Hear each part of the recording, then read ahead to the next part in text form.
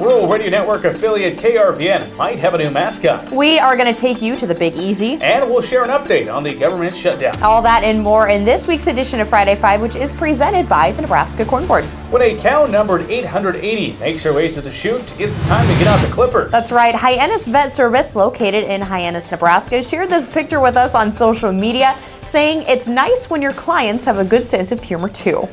On to a more serious note, African swine fever continues to spread overseas as another Chinese province is infected with this disease. A pork checkoff report indicates there are now 24 distinct areas in China that have tested positive for the disease. The Big Easy, home of Bourbon Street, a Super Bowl contender, and over the past week, farm broadcaster Clay Patton. Let's travel to New Orleans to hear from Clay. They came from the east, they came from the west, and they came from the north, but they all made their way south to New Orleans, Louisiana for the 100th Annual American Farm Bureau Convention. Because what we have built over the 100 years is a family that nobody can head off. Mr. President, we need a wall. There was plenty of important topics and issues to discuss during the policy meetings. Well, really several things from Nebraska, but first of all, some issues related to lab-grown or lab-based quote-unquote meat products and improvements to our policy. The convention was topped off with remarks from the president. Today is Jim Chilton from Arizona.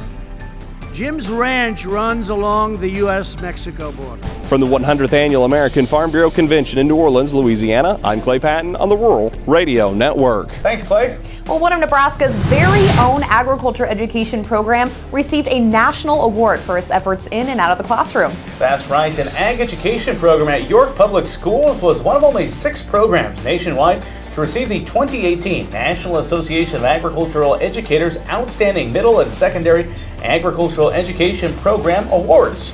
And it is day 28 of the government shutdown, but about 2,500 Farm Service Agency employees are temporarily back at work. Ag Secretary Sunday Perdue announced that some FSA offices are temporarily open for the existing loan services as well as other limited items. The offices open Thursday and will be open today and next Tuesday. You can find a full list of the open offices online at ruralradio.com. That's a wrap of the top 5 things you need to know from this week's agriculture news headlines. Thank you to our friends at the Nebraska Corn Board for presenting the latest edition of Friday 5. Have a great weekend, stay warm, and we'll see you next weekend. This is Mike.